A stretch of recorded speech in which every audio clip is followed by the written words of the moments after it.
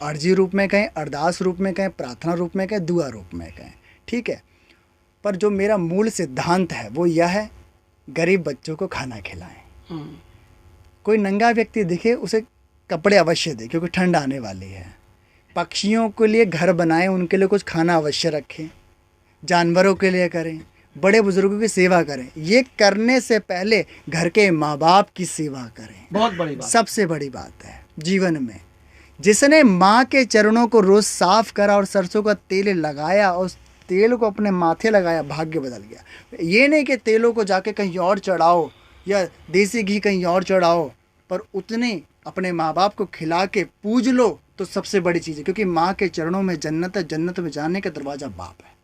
और इन दो को आपने सवार लिया, चांदी चांदी सोना सोना आपके हाथ में, और इनको ही बेकार कर लिया तो अधम योनि नरक भी नहीं मिलेगी आपको इस युग में। तो माँ बाप सबसे पहला भगवान है, सबसे पहला। एक सवाल मैं कुछ अटपटा पूछ लूँ। जो गरीब है उसको शायद भगवान ने उसको बनाया, या अब कोई प्रकृति ने या ऊपर ने ईस्ट ने उसको बनाया। और यदि मैं कई बार, मुझे बहुत गरीब लोग मुझे बुलाते हैं कि हमारी मदद कीजिए। हाँ, मैं जाता भी हूँ, लगातार वीडियो दिखती है।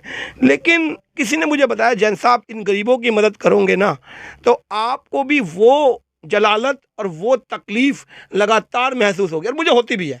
मैं कई बार जाता हूँ तो किसी गरीब में फंस जाता हूँ, मुकदमा देना होता है किसी के ऊपर, वो लग मेरे ऊपर जाता है और मुझे लगता है इसकी पिटाई मारनी चाहिए, तो पिटाई मैंने कर दी तो वो भी अल्टीमेटली। तो कई बार गरीबों की मदद नहीं लगता ऐसा कि बहुत से लोग कीचड़ में उतरे हैं तो दामन भी गंदे होंगे, सही बात है। बट डिटर्जेंट पाउडर ऐसे रखें साफ हो जाए। अपने जीवन में ऐसा सतगुरु रखें जो आपको मार्ग दे, इतने में ही इशारा है फकीर का। चलिए, अब थोड़ा सा हम जरूर देखेंगे। और अभी हमने लाइव में देखा भी कि एक दंपति बैठा, अपनी समस्या को बताने से पहले उसकी समस्या गुरुजी ने एक उसी तरीके से कागज़ पेन के द्वारा एक छड़ी की तरफ देख कर लिख दी।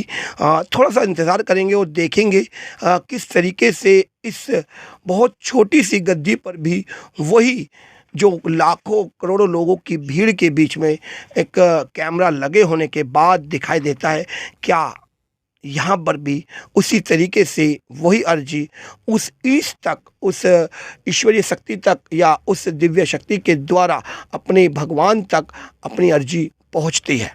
हाँ गुरुजी, यहाँ से भी सुनने में आया कि कोई लगातार एक सेवा चल रही है और लगातार आप सेवा दे रहे हैं, तो थोड़ा सा बताएं। देखिए, हमें मालिक ने एक बख्शिश दे रखी है कि शरीर के अंदर कहीं भी गांठें हों, कहीं भी कोई गांठ हो तो यहाँ पे एक ऐसी दवा दी जाती है जो रसोइयों में होती है, पर मात्रा हमें पता है, उसको देने मात्र से वो गल जाएगी, कोई उसका ऑपरेशन नहीं करवाना पड़ता। बहुत बढ़िया। चाहे वो गांठ किसी भी चीज़ की हो, किसी भी, बहुत सारी, कोई भी बहुत सारी लेडीज़ के एज अ पर्सनल पार्ट में गांठें होती हैं, लोग उसे कैंसर बता देते हैं। तो बहुत सारे यहाँ पे ऐसे प्रमाण हैं जिन्होंने दवाइयाँ खाई है और उनकी गायब हो गई है। 23 mm से 3 mm हो गई, 3 mm से 0 में बदल गई।